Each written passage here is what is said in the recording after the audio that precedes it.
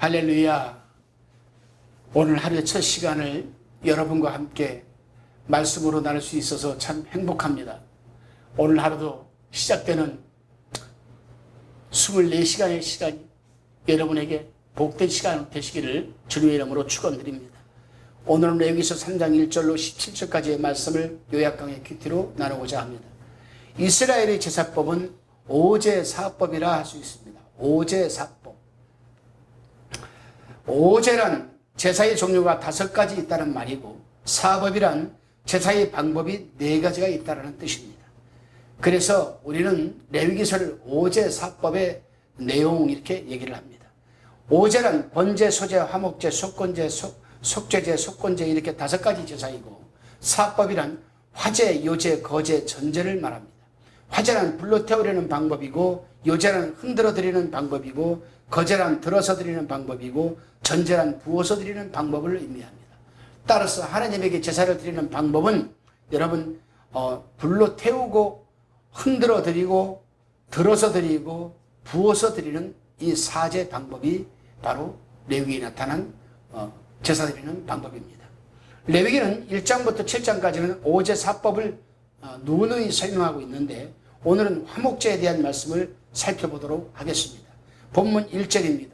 사람이 만일 화목제의 희생을 예물로 드리되 소로 드리려거든 수컷이나 암컷이나 흠없는 것으로 여호와 앞에 드릴지니 라고 합니다. 화목제에서 화목이라 번역된 단어는 평화란 뜻이 샬롬에서 파생된 단어입니다. 그런데 샬롬은 우리가 흔히 생각하는 화목, 평강, 즉 분쟁이 없이 사이좋게 지낸다는 그런 상태의 뜻이 아닙니다. 본문에서 말하는 이 샬롬이란 것은 단수용으로 쓰일 때에는 몸과 정신이 온전하고 튼튼한 사람, 육체적으로 건강한 등의 의미입니다. 또 오늘 본문에서는 복수용으로 쓰였는데, 복수용으로 쓰였을 때에는 이 뜻이 보다 확장되어서 번창, 복질한 의미를 가지고 있습니다. 따라서 히브리인들에게 있어서 샬롬은 단순히 사이좋게 지낸다라는 추상적인 개념이 아니라 평안이라는 뜻이 아니라 일상생활에서 아주 밀접한 구체적인 행위를 수반하는 개념이었습니다. 그렇기 때문에 그들은 만나면 어떻게 인사하는가? 저 중동 지방에 있는 사람들은, 이스라엘을 제외해놓고 유대인을 제외해놓고 중동 사람들은 샬람 알라쿰 이렇게 얘기를 합니다. 살람 알라쿰, 알라에게. 그러나 유대인들은 그렇게 하지 않습니다. 샬람 야훼쿰이라고 합니다. 샬람 야훼쿰 이렇게 얘기를 합니다. 다시 말하면은 이것이 단수로 쓰일 때는 당신의 몸과 정신이 온전하고 튼튼하기를 바란다, 하나님으로부터, 이런 뜻입니다. 그리고 하나님으로부터 당신의 육체가 건강하기를 바란다, 이게 바로 샬람 뜻입니다. 그래서 그들은 샬람 야훼쿰, 중동쪽 이쪽 지방 사람들은 샬람 알라쿰 이렇게 얘기를 하는 거죠. 그러나 이것이 복수용으로 쓰일 때는 당신의 하는 사업이, 당신이 하고자 하는 일들이 번창하기를 바란다, 그런 뜻이 있습니다. 하나님께서 자기의 아들을 당신의 사랑을 보여주시기 위한 화목제물로 우리에게 주셨다는 사실을 우리는 잘 알고 있습니다. 독생자 예수 그리스도를 십자가에서 우리에게 화목제물로 주셨습니다. 즉 하나님의 화목은 단순히 아무 탈 없이 지내는 수준에 머무는 것이 아니라 반드시 희생을 통해서 이루어진다는 구체적인 행동이 뒤따른다는 사실입니다. 다시 말하면 뭡니까 여러분? 그냥 아무 탈 없이 단순하게 지내는, 평안히 지내는 수준, 이게 아니에요. 레위기에서 말하는 화목은 뭐냐? 반드시 희생을 통해서 이루어지는 구체적인 행동이 뒤따른다는 사실입니다. 다시 말하면 그렇습니다. 내가 오늘날도 우리가 하나님하고 화목되길 원합니까? 그러면 반드시 내가 하나님 앞에서 내 희생을 감수하는, 그래서 그 희생을 감수하고자 하는 구체적인 행동이 뒤따르는 것, 이게 화목의 열매입니다. 근데 우리는 그렇잖아요. 아버지 앞에 기도할 때 한번 하나님과 화목되기를 원합니다. 뭘 화목되기를 원합니다. 입으로는 그냥 정말 화목이 그냥 막 풍성합니다. 근데 그 화목을 하기 위해서, 하나님과 화목하기 위해서 구체적으로 내가 행동으로 보여주는 것은 하나도 없습니다. 이 부분을 하나님이 뭐라 하실까요? 그저 화공에 메아리 치는 거죠. 자기 위로적 차원의 화목이죠. 자기 위로적 차원의 화목. 화목은 하나님 편에서 하나님 차원에서 화목이 우리에게 이루어져야 하는 것이지 자기 스스로의 위로적 화목은 마음의 위로는 될지 모르겠습니다. 단순히 우리의 육체를 건강하게 하거나 물질적 풍요를 누리는 것만을 의미하지 않고 오히려 괴로움 속에서도 흔들리지 않는 굳건한 신앙인의 모습을 가지고 또한 지키고 또한 행동하게 하는 그러한 실제적인 힘이 바로 화목입니다. 이러한 사실은 화목제를 드릴 때 사용되는 제물과 방법에서도 확인할 수 있습니다. 제사장이 제물의 가죽만을 취하고 나머지는 모두 불살라 태웠던 번제와는 달리 화목제에 드려졌던 희생제물의 고기는 모두 함께 나누어 먹었다라는 사실에서 우리는 잘 알 수가 있습니다. 즉 제물의 가슴과 우편 뒷다리는 제사장과 또 그 가족들이 먹었고 그 나머지 부분은 제사를 드리는 자가 먹을 수 있었습니다. 이것은 화목제가 개인적인 차원을 넘어서 공동체가 서로 화합을 다짐하면서 드리는 제사인 것을 알 수가 있습니다. 또한 화목제에는 규모가 작은 세를 드리는 규정이 없다는 것을 볼 때에도 화목제의 제물은 서로 나눠 먹을 만큼 큰 것이고 풍성한 것임을 알 수 있습니다. 그렇죠, 여러분? 오늘날도 우리가 신앙생활을 영위해 나가면서 화목하기를 원한다. 화목하기를 원한다. 그러면 좀 내 자신부터가 마음도 풍성하게 좀 드려야 되고 생각도 좀 풍성하게 갖고 물질도 좀 풍성하게 드려야만 화목이 되지 않겠습니까? 화목은 어느 한 개인을 향하는 것이 아니잖아요. 화목은 상대가 있고 그 상대가 최소한 둘 이상이라는 겁니다. 그렇기 때문에 화목 제사를 드리기를 원한다? 그래, 그렇게 되면 우리는 쫀쫀하게, 좀 치사하게, 좀 구두쇠처럼 새 한 마리가 아니라 적어도 양 한 마리, 소 한 마리 좀 드려야 나눌 수가 있는 거 아니겠습니까? 그래야 화목의 열매가 맺히지 않겠습니까? 더욱 중요한 것은 여러분 1장에서 살펴보신 대로 번제를 드릴 때에는 소나 양이나 오직 수컷으로만 드려야 했습니다. 그러나 화목제물은 양이든 소든 암수의 구별 없이 드렸습니다. 이것은 뭐냐? 화목제를 드리는 정신을 말하는 것입니다. 화목해야 할 대상이 남녀노소 지위 고하 빈부 귀천의 차별이 있어서는 안 된다는 겁니다. 이 부분도 우리가 한번 좀 묵상하고 짚고 넘어가야 할 부분이 있습니다. 교회에 와서요 이렇게 가만히 지켜보게 되면은 꼭 그 끼리끼리 옆에는 반드시 니끼리끼가 있습니다. 끼리를 거꾸로 하면 니끼거든요. 끼리끼리는 반드시 니끼리끼입니다. 전화를 걸어도 꼭 끼리끼리, 니끼리끼. 어울려도 그래요. 어울리는 것도 그렇습니다. 중산층은 꼭 중상자들끼리 끼리끼리, 니끼리끼.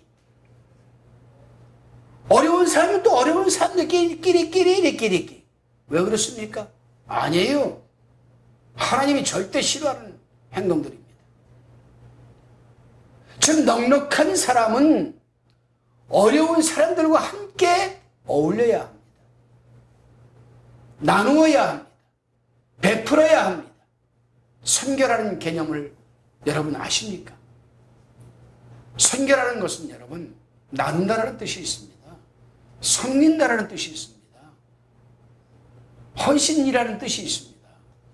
우리 선교하면서 외국 가가지고 뭐 필리핀이나 중국이나 동남아시아 쪽에 선교 나가면서 나갈 때는 그냥 이물질 저물질 다 끌어모아가지고 가져가가지고 그냥 근데 정작 교회에서 선교할 사람들은 또 안 섬기거든요.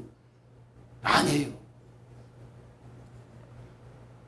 복음을 전하는 것도 선교를 하는 것도 내 가정에서 내 교회에서도 시작하는 겁니다. 볼까요?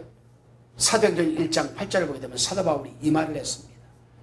오직 성령이 임하시면 너희가 권능을 받고 전제가 성령입니다.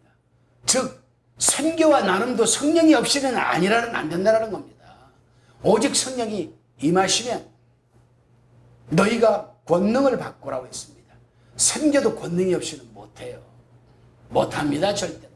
제가 전 세계에 웬만한 나라들을 다 다니면서 선교를 합니다만 정말 하나님이 주시는 힘을 입지 않고서는 절대로 선교할 수 없습니다. 여기서 오직 성령이 임하시면 너의 권능을 받고, 여기서 권능이란 뜻이 원어가 듀나미스라는 단어입니다. 듀나미스. 이 듀나미스라는 단어가 무슨 뜻이냐? 엄청난 폭발적인 힘을 의미하는 겁니다. 그래서 이 듀나미스에서 다이나마이트라는 말이 나온 거예요. 오직 성령이 임하신 데 권능을 받고, 잘 들으세요. 예루살렘과 온 유대와 사마리아와 땅끝까지 이르러 내 증인이 되리라. 예루살렘, 믿음의 고장부터 시작하는 거예요, 선교는.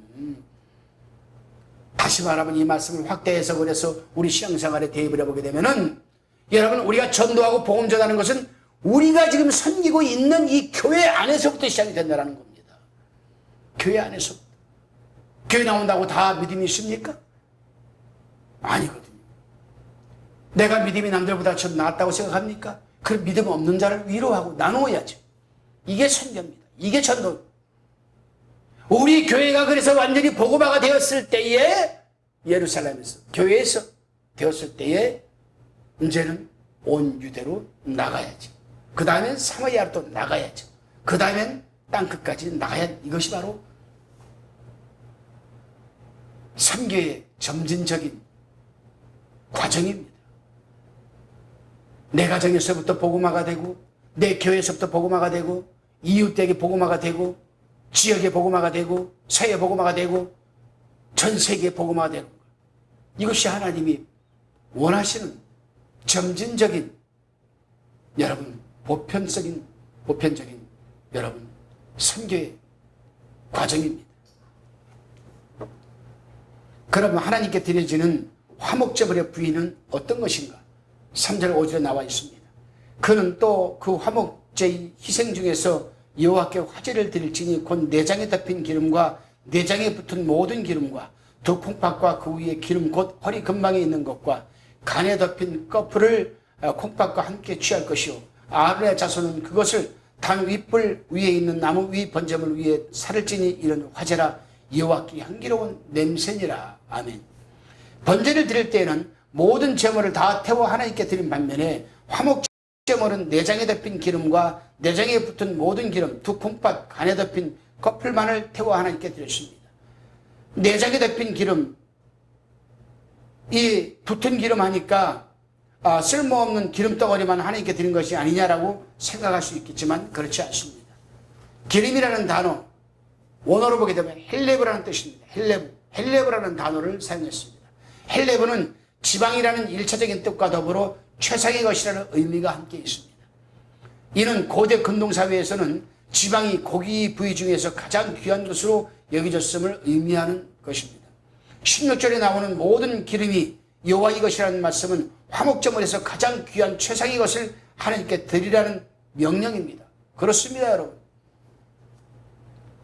오늘날도 우리가 하나님께 예배를 드리는 부분에 대해서 한번 생각해 봅시다. 저는 이 부분을 묵상을 하면서 참 하나님 앞에 죄송했습니다. 아버지 앞에 내가 죄를 지었구나라고 또 생각도 들었습니다. 왜요? 하나님 앞에 예배 드린다는 워십이라고 합니다. 워십. 영어로 워십. 예배라고. 워십.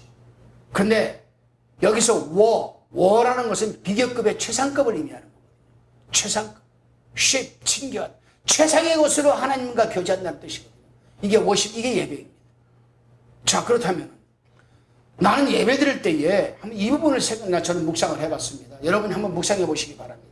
나는 예배 드릴 때 최상의 것으로 예배를 드리고 있는가? 최상의 것으로 하나님께 나가고 있는가? 여기에서 우리가 구별되는 것이 뭐냐? 수동적이냐 능동적이냐를 한번 생각해 봐야 돼요. 제일 먼저. 물질은 나중 얘기고 우선 하나님 앞에 나아가는 이 과정에서 나는 수동적으로 늘 하나님 앞에 나가는가? 능동적으로 나가는가? 전도사들이 전화 걸어서 권사님, 집사님 이번 주일날 나오실 수 있죠? 꼭 나오셔야 됩니다. 은혜 받으세요. 이래가지고 나오는 사람 있는 반면에 오히려 전화를 걸어가지고 집사님 함께 교회 가게 가는 길에 내가 모셔가지고 갈게. 이런 수동과 능동 달라요. 수동적으로 늘 남에 이끌려서 교회에 나와 예배 드리는 사람은 최상의 것이 아니라 최하의 것으로 하나님께 드려지는 사람이에요. 그러나 자기가 수동적이 아니라 능동적으로 스스로 먼저 하나님 앞에 나아가기를 원하는 사람은 최상의 것으로 하나님 앞에 나아가는 줄 믿으시기를 바랍니다. 물질도 그래요. 11조를 드립니다. 그런데 뭐 떼고 전기세 떼고 세금 떼고 뭐 떼고 보험료 떼고 뭐 떼고 남는 것을 11조 드린다? 이건 최하의 것으로 드리는 거예요. 한 달 수입이 얻어졌습니까? 그러면 그 가운데 하나님의 것을 먼저 11조를 떼야죠. 최상의 것으로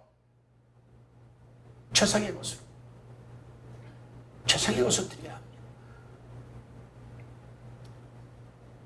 그런데 우리는 쓸 거 다 쓰고 뺄 거 다 빼고 그 가운데서 그걸 가지고 11조를 또 드린다.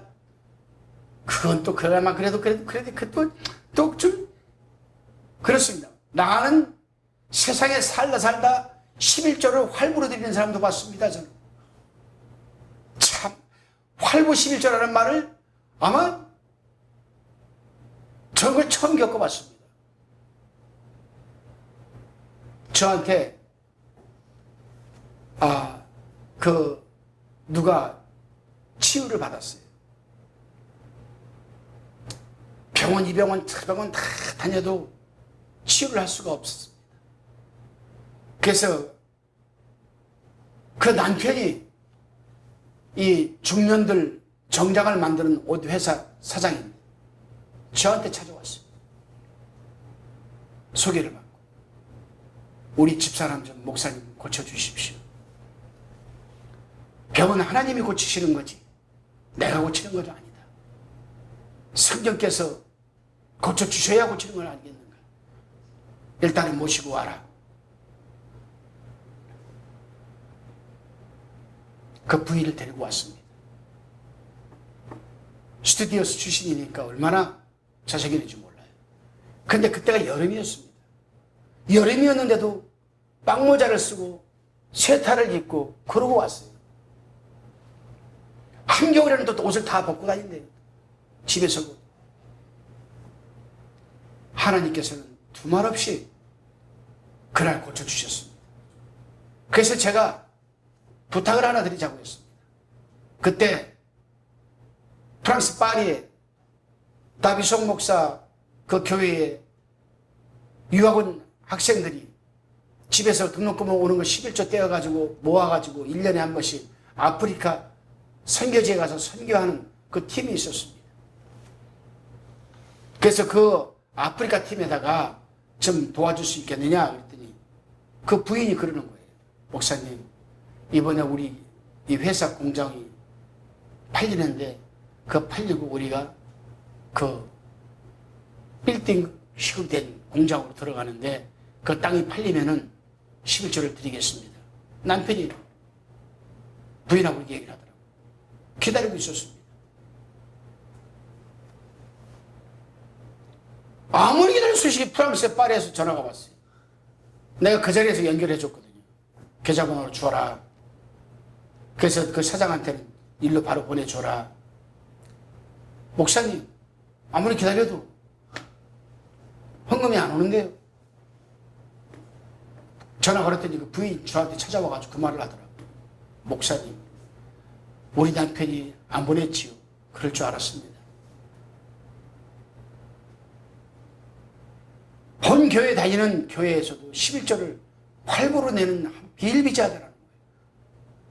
그들이 나한테 전화가 왔습니다.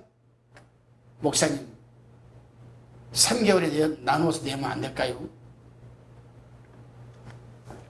안 그래요, 여러분? 우리가 하나님을 믿는 사람들이 결국에는 어떻게 했습니까? 우리 교회 재정부에서 보내줬습니다. 보냈지 말든지. 근데 어떻게 됐습니까? 그렇게 해놓고 자기 부인하고 중국에 여행 갔다가 돌아오는 길에 공항에서 터져가지고 뇌출혈로 남양주에 있는 모든 그 재활을 거기서 재활하고 있다고 하더라고요. 하나님을 만홀히 여기고 하나님의 이름을 방자히 만홀히 여기는 자들에게는 반드시 하나님이 개입하신다는 사실을 우리는 잊지 말아야 됩니다. 반면에 하나님 아버지 앞에 최상의 것으로, 최고의 것으로 하나님 섬기는 자들은 하나님이 반드시 현세적, 내세적 보상이 따른다는 사실을 우리는 알아야 됩니다. 그래서 고기에 붙은 기름덩어리 하찮은 것 아니에요. 여기 이 헬레브라는 이 기름덩어리라는 이 기름이라는 헬레브라는 단어는 최상의 것을 의미하는 겁니다. 고대 근동지방에서는 그 고기에 붙은 기름을 최상의 것으로 그들은 여겼기 때문입니다. 여러분, 창세기 4장 4절에 보게 되면은 가인과 아벨이 하나님께 제사를 드릴 때 가인은 농사를 짓고 수확한 농산물을, 아벨은 첫 새끼와 그 기름을 드렸다고 했는데 여기서 기름은 바로 헬레브라는 단어를 썼는데 최상의 것을 의미하는 겁니다. 다시 말해서 가인은 자신이 수확한 것 중에 일부를 드린 반면에 아벨은 양의 첫 새끼와 가장 귀한 최상의 헬레브, 즉 기름을 하나님께 정성껏 드렸음을 시사하는 겁니다. 그러므로 하나님께서 누구의 제사를 받으셨는지는 너무도 자명할 수밖에 없는 것 아니겠습니까? 6절로 11절은 화목제물로 드리는 것이 양의 경우에 어떻게 드려야 하는지를 설명하고 있고, 12절에서 마지막 절까지는 화목제물로 드리는 것이 염소일 경우에 어떻게 드려야 하는지를 설명하고 있는데 제물이 종류만 다를 뿐 그 내용은 동일합니다. 오늘 본문 말씀을 통해 우리가 깨닫게 되는 교훈은 첫째, 화목이란 함께 나눌 때 이루어진다는 사실입니다. 화목제물의 종류는 소나 양 또는 염소입니다. 비둘기처럼 작은 제물로 사용될 수 없다는 뜻입니다. 이는 함께 나눠 먹을 수 있는 큰 것을 제물로 드려야 한다는 명령은 진정한 화목을 이루기 위해서는 반드시 서로가 가진 것을 함께 나눠야 한다는 사실입니다. 절대로 말로만 화목하자고 하면 안 되는 겁니다. 두 번째로, 화목제를 드릴 때 그 제물이 머리에 안수하고 회막 앞에서 잡으라고 말씀하셨습니다. 이처럼 하나님께서 굳이 화목제물을 회막 앞에서 잡으라고 하신 말씀은 화목의 중요한 원리를 강조하기 위해서 그런 것입니다. 회막은 어떤 곳입니까? 하나님의 임재의 상징적인 처소입니다. 그러므로 회막 앞에서 제물을 잡으라고 하는 것은 회막 앞에서 제물이 죽임을 당해야 했듯이 제사를 드리는 자의 자아 역시도 그 제물처럼 하나님 앞에서 죽어야 함을 말씀하는 겁니다. 자기 자신의 자아를 죽이는 것. 그러므로 진정 화목을 이루기 위해서는 먼저 자기 자신의 자아가 죽어야 됩니다. 자아가. 더 이상 자신의 생각을 고집하지 말고 하나님의 뜻과 명령에 순종해야 됩니다. 그런데 이 부분도 우리가 한번 묵상을 해봐야 됩니다. 자아를 우리가 이고라고 하잖아요. 이고. 자아가 뭡니까? 이고가 뭡니까? 배운 지식과 지혜와 살아왔던 삶의 경험, 이거를 내세워서 신앙생활을 하는 것, 자아가 강한 신앙인이죠. 사도 바울이 그랬거든요. 그런데 우리는 진정성 있게 하나님을 믿으려면 자아를 죽여야 돼요. 그래놓고 내 속에서 성령이 먼저 역사하는 대로 순종하는 삶을 살게 될 때에 하나님은 내려놓았던, 죽였던 그 자아를 다시 들어 쓰시는 거거든요. 세 번째, 화목제물을 드릴 때 기름은 먹지 말고 하나님께 화제로 태워드리라고 했습니다. 여기서 기름은 비계와 같은 쓸데없는 부위가 아니라 짐승의 가장 좋은 부분, 즉 헬레브, 가장 최상의 것을 가리킵니다. 따라서 기름을 먹지 말라고 한 것은 하나님의 영광을 가로채지 말고 하나님께 온전히 돌려드리라는 의미입니다. 그런데요, 이 부분도 또 우리가 한번 묵상을 해봐야 될 부분입니다. 신앙생활을 영위하면서 하나님께 영광 돌렸고 자기가 다 받는 사람이 있어요, 없어요? 상당히 많습니다. 상당히 많아요. 하나님께 영광이 돌아가야 되는데 자기가 영광을 다 받아버려요. 그러므로 이 사람에겐 더 이상 하늘에 상급은 없습니다. 영적인 자산 쌓아질 리가 없지요, 여러분. 우리가 가진 모든 물질과 은사, 재능은 누가 주신 겁니까? 나의 모든 신앙적 열심과 믿음은 누가 주신 겁니까? 이 모든 것들은 다 하나님이 주신 건 아니겠습니까? 그러면 하나님께 행하신 것이니 마땅히 하나님께 영광을 받으셔야 되고, 우리는 마땅히 자신이 아니라 하나님께 영광을 돌려드려야 되는 거 아니겠습니까, 여러분? 우리는 하나님과 화목을 이루고 주위의 이웃들과도 화목을 이루어야 합니다. 그것이 바로 믿음을 선물로 주신 하나님께서 주님의 증인으로 사는 우리 삶을 감사의 예물로 드리라는 것입니다. 오늘 하루도 여러분의 자아를 내려놓으시고 부분 순간순간 10분초마다 하나님께 영광 돌려드리시고 좀 쫀쫀하게 치사하게 그것이 아니라 좀 넉넉하고 풍성하게 하나님께도 드리고 이웃과도 나누는 하루가 되시기를 주님의 이름으로 축원드립니다. 기도하시겠습니다. 주님, 주님의 희생이 있으셨기에 오늘 우리가 참된 평화가 기쁨 속에 거하는 것처럼 우리의 희생을 통해 내 이웃들 또한 참된 평화와 기쁨 속에 거하는 주의 뜻을 이루어가는 하루가 되게 하옵소서. 예수 그리스도 이름으로 기도드리옵나이다. 아멘.